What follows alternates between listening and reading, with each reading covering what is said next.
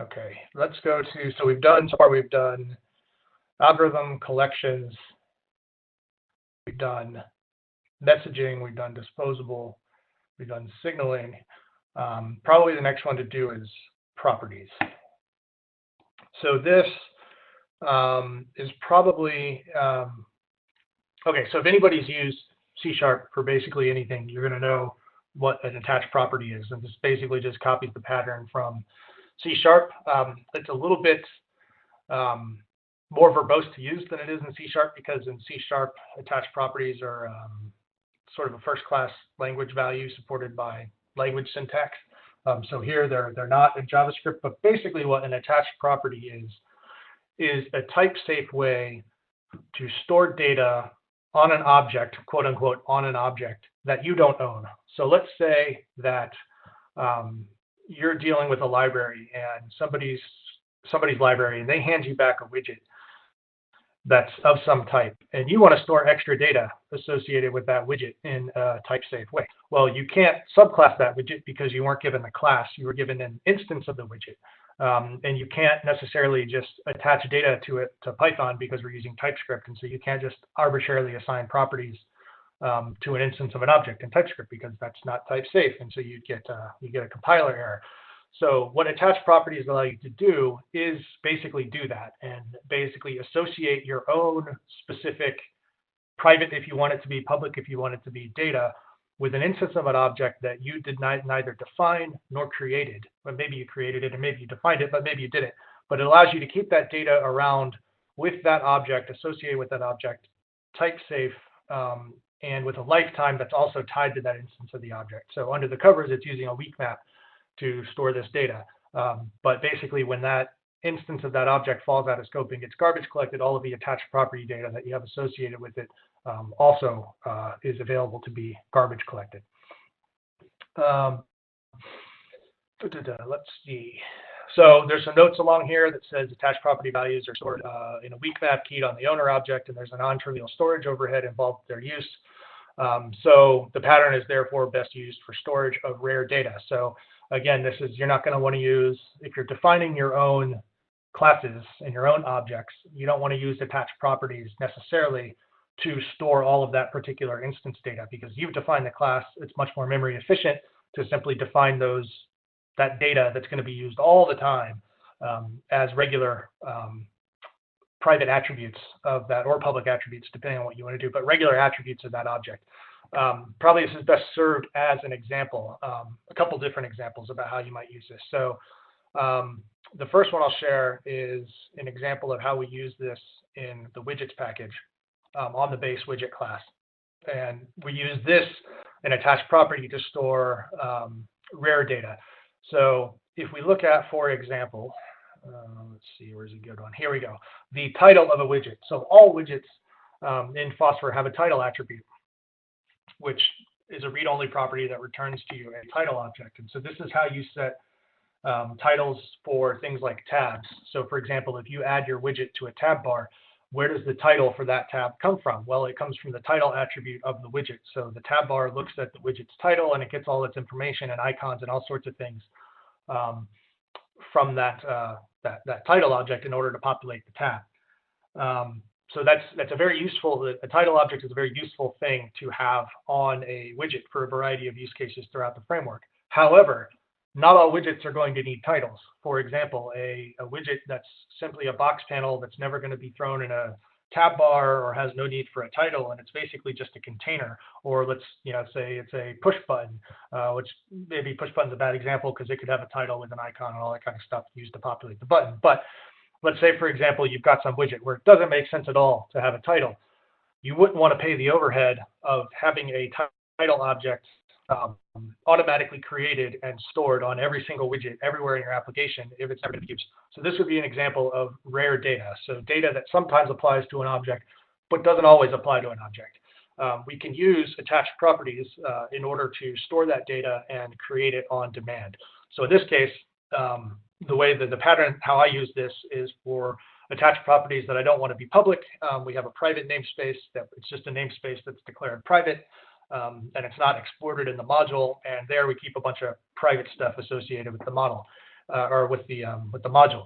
In this case, we've got a title property defined there. So if I scroll down to this private namespace at the bottom, I always define them at the bottom of the module. So if you're looking for the private namespace in any of my modules defined anywhere, it's always the last namespace in the module. So you can just scroll down to the very end to find it. So in this case, we see the title property definition, and it's basically an attached property, and the attached property is generic. So the first generic argument is the basically the key, the type of the object that's going to be the key for the property. So you can think of it as the owner of that data. And then the second generic argument is the actual value, the type of the value that the property is going to hold. So in this case, this is an attached property that attaches a title object to a widget.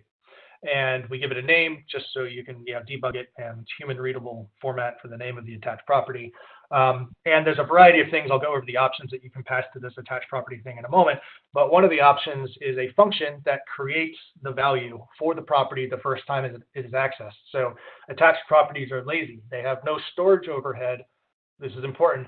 There's no storage overhead for the property until you actually request the property the first time. So we can use this particular behavior to great advantage for rare data.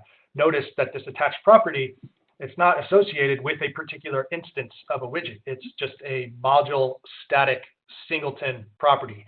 And when I need to access the property for a particular instance, I have to pass it the context or the owner of that data. So this particular single title property that's static to the module can be used for multiple instances of widgets. And in this case, I'm using it for rare data, so I just pass in this.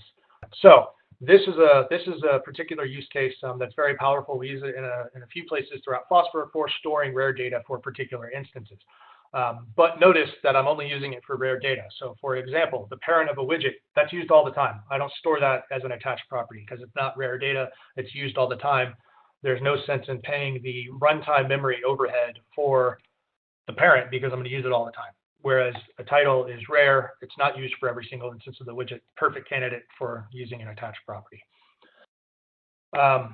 So another example of using an attached property is for attaching data to widgets that you don't own. And a good example of that is going to be the box layout. So box layout, you can put any kind of widget that you want in a box layout. Now a box layout needs to store certain information that's associated with that widget, like size basis and all sorts of other like stretch factors and those sorts of things. It needs to associate that information with every widget that's contained in that particular layout so it can do its thing and actually do the layout. Now there's a couple of ways you can do this.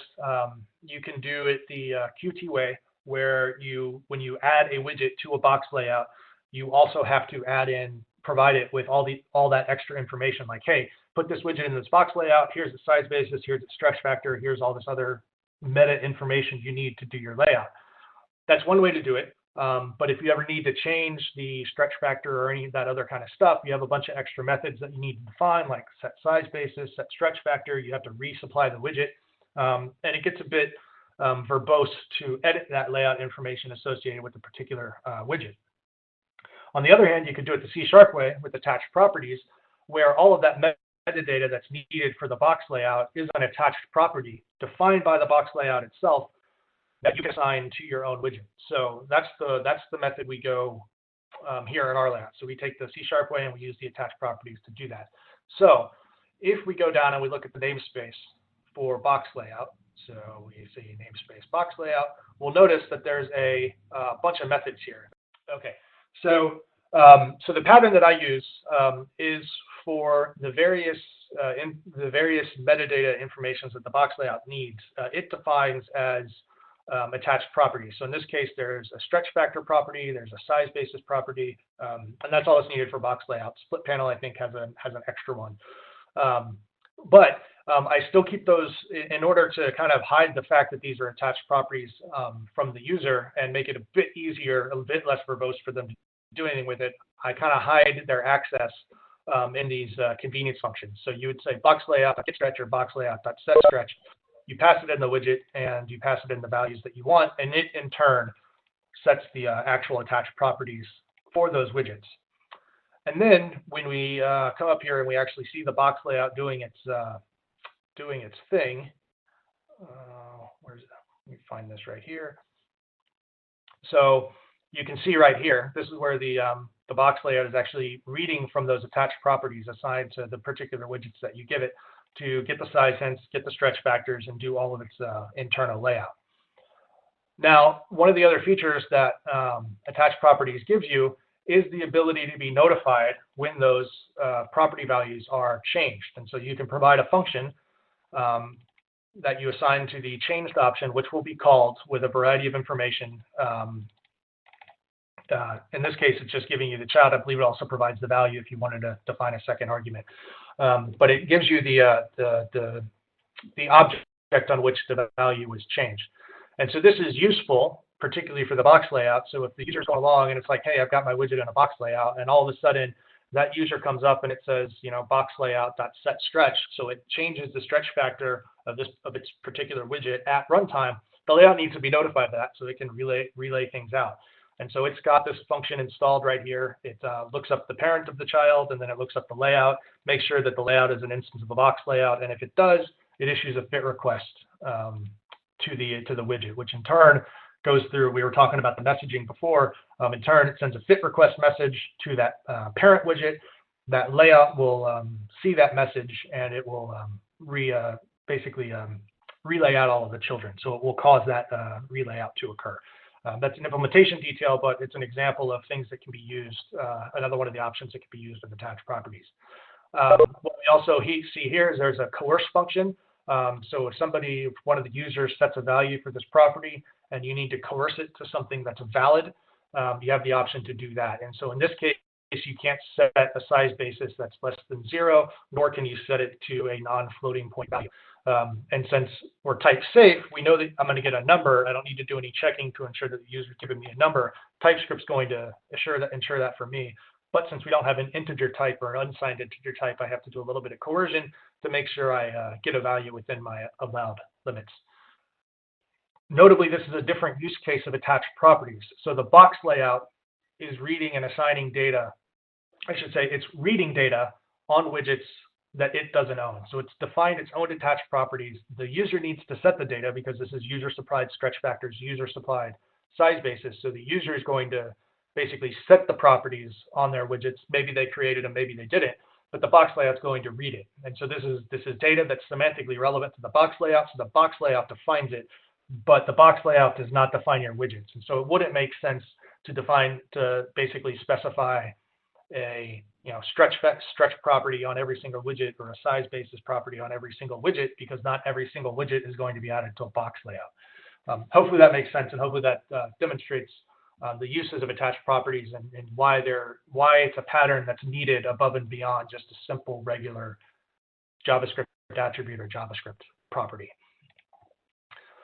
So moving back to the go ahead. Maybe it'd be helpful to clarify, like the alternative would be the box layout keeping track of, for each widget, all of this information, which essentially is what attached properties does for you.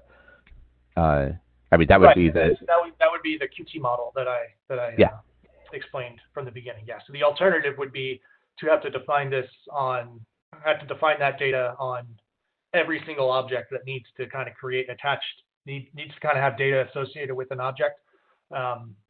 Every time you have to do that, you basically have to define a class that looks very similar to all these other classes to manage the data. So the attached property pattern just allows you to not repeat yourself, basically. Okay, go back up into the properties package and talk a little bit more about the options and the methods that are on here. So human readable name for the property. This really does nothing at runtime. It's just there if anybody needs to do like any kind of debugging, or they're down at the console interactively looking at things and what property they're dealing with. So you give it a name and it's required. You can get the value of the property for a particular owner, and you can set the value of a property for a particular owner. You can coerce the value for a property for a particular owner. So if for some reason, for example, if the value has not been set and you need to make sure that you get the value correct or cause it to be generated initially, then you can manually coerce the value. I had a solid reason for having this when I wrote it. It's escaping me at the moment, but there was good reason for making this method public and available. And I just don't recall what it is at the moment. But then there's a bunch of private methods that are implementation details. So if we look at the options for creating an attached property, you have a name, it's required. You have to provide a create function. So that function is given the owner object, and it has to return the initial value for the property. You can optionally pass it a function to coerce a value. So that function is provided the owner that is setting the value that's being set, and you have to return a valid value. Notably, this coerce method will not be called for the initial default value. The assumption is that you're creating a valid value in your create function. You can optionally provide it a comparison function to compare the old value with the new value. So if that comparison function returns true that the old value is equal to the new value, your changed function will not be called. So that's useful if you need the default comparison operator is just the triple equals operator. So if you want something more, what's the word I'm looking for? More granular than the triple equals operator for doing your comparisons, you can provide that. And obviously you can also provide the change function. You're passed, for that one, you're passed the owner, so the object that whose value is set, you're passed its old value, and you're passed new value. And these are, the new value will be the coerced value if you provide a coerce function. And then similar to both the messaging and the signaling package, there's a static function. So this would be attached property.clearData, and that allows you to preemptively delete all of the data associated with a particular owner object. So if you don't want to wait for the garbage collector to come around and clean up your weak map for you, you can explicitly delete that data. Or maybe you're not done with the object yet and you just want to delete the data anyway, you have the option to do that. So this is a pretty simple module, powerful pattern, a couple hundred lines of code. Any questions on that one? If I am defining an attached property, what should I put in the dispose method to make sure I clean up that clear data? Is that right? Yeah, that's what we do. That's what we do in the base widget class. I mean, it's up to you. You don't have to clear data. It's keyed in a weak map, so you're not going to have a memory. Ideally, again, these are convenience methods, so there's nothing in Phosphor that should cause a memory leak, as far as I'm aware. Everything should be properly keyed on weak maps. This includes signals and slot connections. This includes any sort of data that's associated with the message queue and that sort of stuff. So all of that should be properly cleaned up. You don't necessarily have to call clear data. The exception being the message queue. So if you have the message package, which knows nothing about disposables, so it doesn't know if your message handler happens to be a disposable, it doesn't know that. And so if you have a pending message in the message queue for an object and you dispose it and you don't clear the data for that message handler, it will still be delivered that queued message after it's disposed, because messaging has no dependency, no external dependency, so it doesn't know about the disposable interface. So what we do as a convenience for the base widget class is we clear the data for the signaling module, also for the messaging module, and also for the attached property module. So this is basically, if you're using all this stuff and you absolutely want to make sure everything's gone, then this is kind of what you would put at the bottom of the end of your dispose method on your base class. Okay, let's see. Moving on, what do we want to do next? I think we'll go through core utils and DOM utils because they're really simple, and then we can move on to some of the more advanced modules. It's probably a good idea. So let's start with core utils. So eventually you're going to have enough utility functions that are useful around a library that you're going to have some sort of utilities.py, utilities.ts, or something like that. This is what we have in Phosphor, except we split it up into things that have a dependency on the DOM for TypeScript, so for the typing definitions, and things that don't have a dependency on the DOM. So core utils are general utility functions that are useful that don't have a logical home otherwise, and that also don't have a dependency on the DOM. That's what this core utils package is. So going through it, I'm just going to go through a module at a time. So the first one is JSON. Unfortunately, TypeScript doesn't come with type definitions for JSON. If you want to deal with JSON, you got to define them. That's what the json.ts file is here. Most of this is either type definitions, like we got a type definition for what creates a JSON primitive, what creates a JSON value, a JSON object, a JSON array, and then read-only versions of those same things. And then we have a JSON ext, which is like a namespace like JSON extension. So these are things that probably should be provided by JavaScript by default. You'll see this a variety of places. We also have a string ext, so things that, you know, maybe JavaScript should provide on a string, maybe they don't, but they're all associated with working with strings. Similar, we have if you look in the algorithms module, we have a bunch of functions for working with arrays that probably really should be in a JavaScript standard library, but are not, and that's in the array ext namespace. So we're trying to kind of follow naming patterns here and be consistent throughout the whole Phosphor library. So these are things that are useful. This namespace is stuff that's useful for working with JSON, and is not necessarily included in a standard library. So we've got a simple empty object, which is a read-only JSON object, or an empty array. You'll be surprised how often you're going to need an empty frozen object or an empty frozen array. Rather than defining that all over the place in every single module that you need it, you can just use it from the JSON ext package. And since they're frozen, you know they can't be modified at all. We've got some type assertion functions. They're like type discrimination functions. It allows you to pass in any read-only JSON value, and if it returns true, not only will your true clause execute in runtime, but TypeScript will refer to that value inside the true clause type guards. That's what we call them. There's a type guard function in TypeScript. TypeScript will now interpret that value as a JSON primitive within that block of code. So you can say if is primitive, give it a read-only JSON value, and within that block, that if block, TypeScript will treat the value as a JSON primitive. So you've got a bunch of functions, type guard functions for determining type safe casting and type safe type guards for dealing with JSON objects. You got a deep equals function and a deep copy function that works for any JSON value. And it takes read-only JSON values because it doesn't do any modifications to them. But a non-read-only JSON value, so just a regular JSON value, is assignable to read-only JSON value. So this will work. The deep equal and deep copy will work for either of those things. And then the rest of that module is just an implementation detail. Any questions on that? It's just a simple JSON utility module. I'll just point out a pattern. One of the reasons why the type guards are really nice is a common pattern is you'll get a blob of something, and you want to make sure that it is actually JSON before casting it as JSON.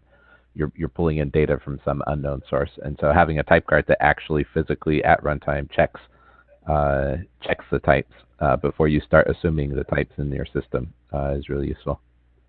Yep, thanks. Okay, moving on to MIME. So this is flat out 100% a module that I should not have had to write. It should not exist, and JavaScript is a crap language, and this module is an example of that. So I had to write this because JavaScript does not provide you any way to store MIME data that is not necessarily a string. And not only that, it doesn't allow you, it has no particular class that you can create that has your own MIME data in it to pass around to other parts of the application. The only time you have access to MIME data in JavaScript is in response to some event, like a clipboard paste event or a clipboard copy event or a drag and drop event.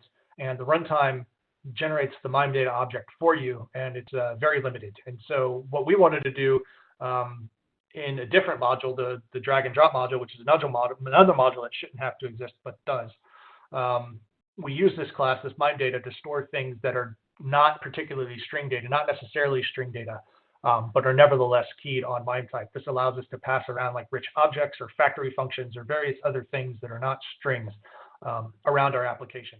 Moving on to the promise. So these are utility classes. There's one, so I say classes, utility class. Maybe we'll find more in the future or other utilities around working with promises that are useful. So this is a promise delegate class, and this is really, really useful for you to be able, like, say you needed to create a promise, but at some point later on, like, you want to create a promise and store it as an instance of your class, but later on you want to resolve that or reject it in response to some other event occurring on your application. So the way promises are designed is that you have to basically define as a closure your resolve or your reject methods. And you might not have the logic or might not want to define all the logic for your class right there in your constructor method, or when you construct a promise. It might not be an appropriate place to put all of that logic.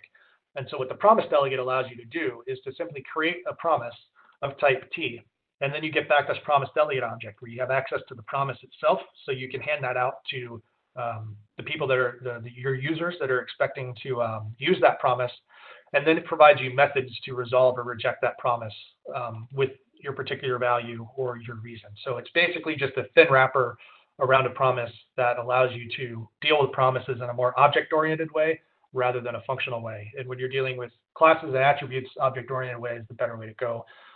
Obviously, if you're dealing with functional code, then you don't need this class, but we do use this all over the place because it's super convenient. Okay, going on to random. So this is a namespace to get another module value. another module you shouldn't have had to write, right? Yes, another module I shouldn't have had to written. So this is basically works across Node and a variety of browsers, including Firefox and Chrome and IE, all the way down to IE 11. Yeah, IE 11, Node 0.10 plus. And basically it tries to get cryptographically secure random values as much as possible. And it allows you to, it basically fills a uint 8 array buffer with random values. And we use this in another module here for creating UUIDs, UUID4 values, because we need cryptographically secure random values. So that's what this module does. I shouldn't have had to write it, but I did, so here it is.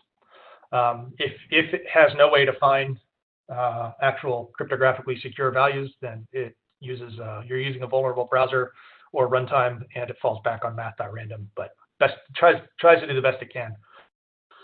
That is an important caveat, that it doesn't guarantee that you have cryptographically random stuff.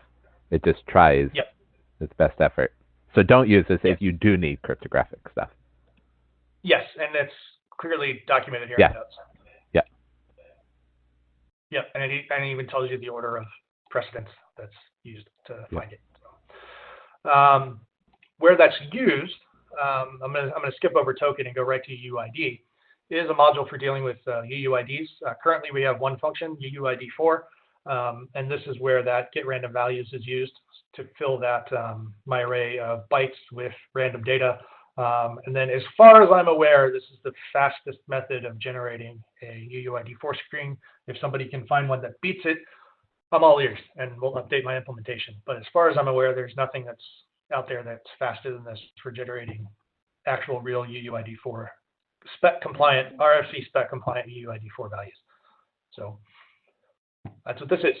I'm not sure if it's possible for us to create any other UUID since we don't have access to the hardware from the browser. So this is what we have. If you need a universally unique ID, this module will give it to you. I'll just add one way that we misused this that might come up is we tried to set DOM IDs with the UUIDs, but of course DOM IDs have some restrictions about, for example, not starting with numbers, etc. So we had to go back in and prefix each UUID we were using as a DOM ID with a DOM ID dash and then give it a UUID. So not a problem with the module, just the way we were misusing it, but it might come up for other people. The other thing to keep in mind too is whether you need universally unique IDs or simply unique IDs for the duration of that browser session. And if you only need unique IDs for the duration of that browser session, you can just create a module static that starts at number 1 and then continue to monotonically increase that number every time you need a new ID. and you're guaranteed unique IDs for that session. So that's what I do, for example, in the properties module. So I need unique IDs for keys in the map. And so I have this property ID generator, which just starts at number 0. And it does use a random number, but that's simply to avoid similar hashing values. So it provides some randomness to the hash, since internally JavaScript's actually using a hashing function on the screen, on the string. But basically it's unique because I'm just incrementing the ID once every time I create a new ID. So it's guaranteed to be unique no matter what. Again, the randomness is just simply for better hashing performance. So if you don't need universally unique IDs, meaning the ID has to be unique every single time you get it, like forever, then you don't need a UUID, and you can just manually create ones in your process using increasing numbers. Okay, so moving on to the last one for core utils, which is token. So token is, let me see, how can I explain this? Anybody that's ever used C#, interfaces in C# have runtime values. So they are real things that you can use at runtime, and you can use them as like keys in a map, for example. So if you wanted to write a dependency injection framework and you wanted to say, hey, give me an instance of an object that implements this interface, you can pass that interface as a runtime object to a method, because they do have runtime Sentinel values associated with them.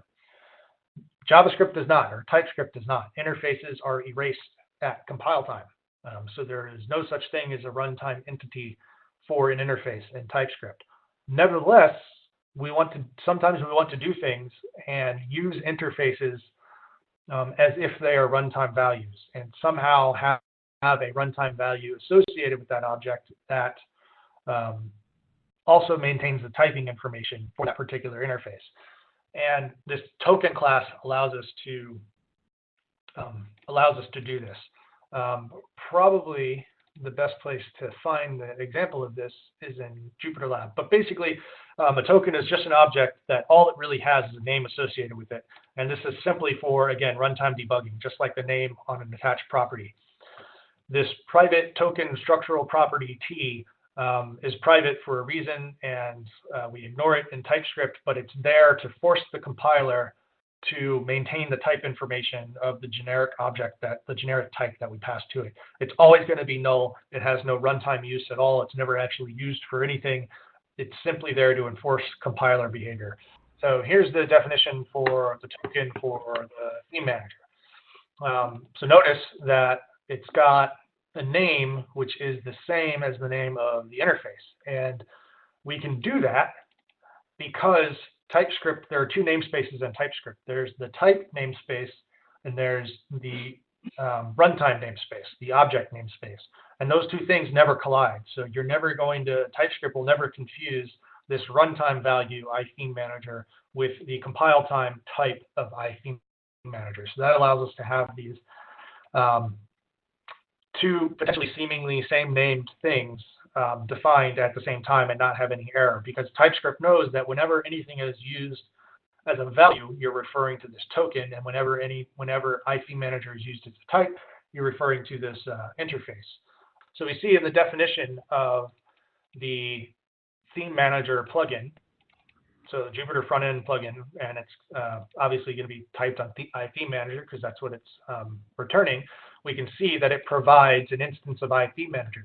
But iThemeManager in this position is being used as a value. So TypeScript's referring to the token. And up here, iThemeManager is being used as a type. So TypeScript's referring to the interface. Now, what this allows us to do, we'll see later in the Phosphor application package, which is where all these plugin definitions and that kind of stuff is defined, how these two things, these tokens, and the token allows us to basically make this plugin definition type safe. And if you say you're going to create a plugin that provides an iThemeManager, it can make sure that you're saying that you're providing an iThemeManager and that your activate method actually returns an instance of iThemeManager. So it would be nice if TypeScript would give us some runtime values for the interfaces like C#, but it doesn't. So token is our attempt to work around that. It's not the most elegant solution, but it's a solution. and it's the best one I found so far. Even with TypeScript 3's new support for symbols, I haven't found really a better way to deal with this stuff yet. Maybe I can play around some more with symbols and try to get something with symbols to work, but currently token's the best we got. One of the alternatives that I considered, instead of using token, which you'll see in some of the other TypeScript dependency injection libraries out there, is using decorators and decorator metadata to basically, assemble a dependency injection framework, which is a very valid way of doing things. And you don't have to have tokens when you do things that way, because there are things you can do with metadata that you can't do with runtime objects. And I explored doing things that way, and this was I don't know, several years ago now. And we all decided that since number one, in order to use decorator metadata, you have to turn on the flag enable experimental decorator metadata in the TypeScript compiler. So note the word experimental there. It's still experimental. Decorators haven't been finalized with the technical committee yet, the TC39 technical committee, so they might change, they might not change. So we didn't want to get ourselves into using a pattern that might not ever be finalized or might change form out from under us. And then we've got this huge amount of technical debt that we have to go back and figure out a new solution for, which might be arbitrarily hard depending on how they change it. So that was one thing. And there was also the desire that wasn't theoretical either. If I remember right, Babel and TypeScript had different behaviors for decorators. So yes, there was already in implementation different ideas of what should be done. Yes, at the time. I don't know if they've converged on that, since I just stopped following that, since it's all experimental. I was like, I'll just wait until they sort this out and then look at it. But then the other thing was also we wanted all of this code that we're using, so both Phosphor and JupyterLab, to be usable in its compiled state from normal JavaScript code. So we didn't want somebody to be required to use TypeScript in order to write JupyterLab extensions or in order to use Phosphor. And if we had relied on this decorator stuff, then that wouldn't have been the case, because decorators are not part of the official JavaScript language yet. And so you would have had to have used something like Babel or TypeScript in order to be able to use these libraries. So yes, there are more elegant ways to create a dependency injection framework in TypeScript, and it involves the use of metadata, or decorators and metadata. But since all of that is experimental and non-finalized, we all decided as a group to not go that route and stick to non-experimental TypeScript and pure runtime JavaScript as much as possible. So that's what we did. So I've got a few more minutes for questions. That takes us pretty far. So next week, I think we'll actually start getting into some of the more meat and potatoes, higher level modules, like widgets, drag and drop, commands, keyboard, data grid a little bit. DOM utils. We'll do DOM utils first, and then we'll go on to the other heavier weight stuff. Can you mention, just for a few seconds, I know at some point we explored using strings to identify objects, and maybe this is starting to get into the dependency injection framework. But the idea was, a common way to use to specify a particular type of things coming back is to use strings instead of this token concept. Yeah, so I mean, you could definitely have, just replace tokens with strings. But the problem with that is now you're subject to lots of potential runtime errors. Number one, you can misspell strings and you'll still compile. You can't misspell the name of a token and still compile, because obviously the compiler will catch that misspelling. The other thing is that you've got no guarantee of type safety when you do strings.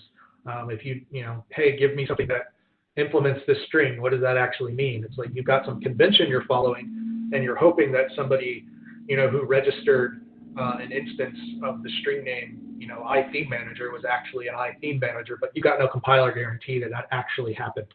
By using tokens and the dependency injection framework that we've created here and the Phosphor application module, you have that guarantee. So if you, at runtime, if you go to your application, you say, hey, give me an instance of this thing, or I require an instance of this thing, you're guaranteed to get an instance of that thing, or an exception if it can't be fulfilled, for example. But if somebody's registered a provider of that thing, you're guaranteed to get that thing, and so you don't have to do any sort of runtime type checking and a bunch of maneuvering to make sure you've got the right value. It's guaranteed at compile time.